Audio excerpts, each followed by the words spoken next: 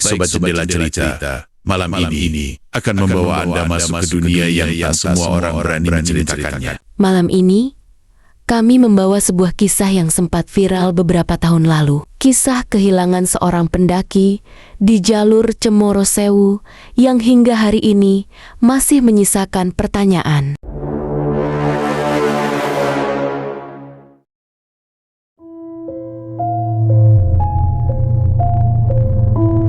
Nama saya Andra, 2018.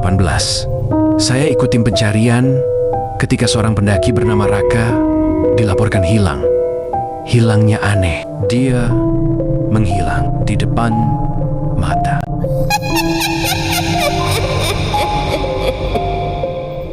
Dan inilah cerita lengkapnya.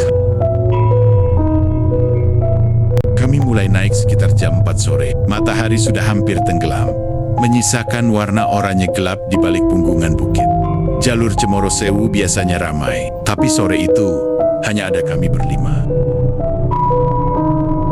Yang pertama aku rasakan adalah diamnya hutan.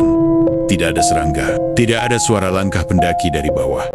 Hanya ada suara napas dan langkah sepatu menyentuh tanah basah. Raka berjalan tepat di belakangku, tapi sejak awal sikapnya aneh. Sesekali dia menoleh ke belakang seolah ada seseorang mengikutinya. Kulihat matanya berkali-kali fokus ke arah yang sama, ke arah balik pepohonan gelap yang rimbun, seperti lorong menuju tempat lain. Sekitar 30 menit berjalan, aku mendengar sesuatu. Sebuah bisikan, pelan sekali, nyaris, seperti angin. Raka. Aku berhenti, menoleh. Raka juga berhenti, tapi dia menatap ke arah lain, ke sisi kanan jalur. Raka, kamu mendengar? Dia tidak menjawab. Matanya kosong, seolah ada sesuatu yang menarik perhatiannya ke dalam hutan. Raka, kita lanjut. Jangan berhenti. Tapi dia malah bisik. Ada yang manggil gue. Dari dalam, aku langsung merinding. Ketika kami sampai di tanjakan panjang yang terkenal itu, suasana berubah drastis. Kabut muncul tiba-tiba, begitu tebal, seakan sengaja turun untuk menutup pandangan kami. Langkah kami melambat, jarak antar anggota makin renggang. Aku di depan, Raka di belakangku, di belakang Raka ada dua teman kami. Di titik itu, hal yang mustahil terjadi. Aku mendengar Raka berkata, "Tunggu gue dipanggil." Raka.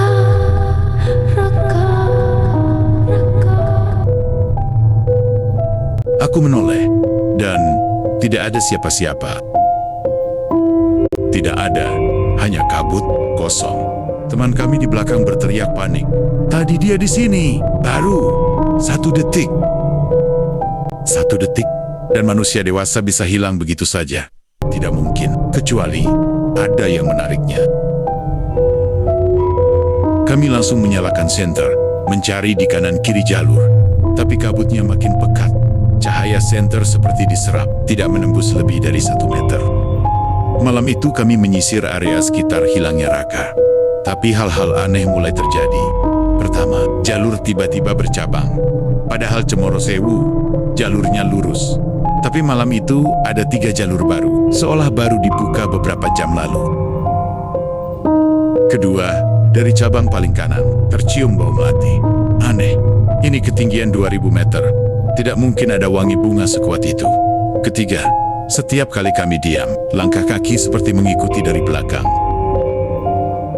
Pagi hari ketiga, pencarian. Akhirnya kami menemukan sesuatu.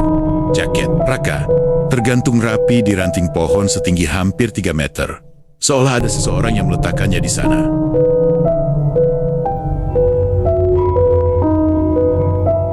Kami mulai menyusuri lembahan kecil yang sejak awal terasa salah. Saat itulah, dari dalam kabut, terdengar suara. Suara Raka, jelas, dekat, dan panik. "Bro, gua di sini, tol." Kami langsung bergerak. Tapi setiap langkah yang kami ambil, kabut menutup, membentuk dinding. Suara itu berubah, menjadi lebih serak, lebih dalam. Dan Sampai hari ini, Raka tidak pernah ditemukan. Tapi kadang, saat malam-malam tertentu, terutama saat kabut turun dan angin berhenti, aku masih mendengar suara itu. Bisikan samar. Bro, gua di sini, dan aku tahu itu bukan dia.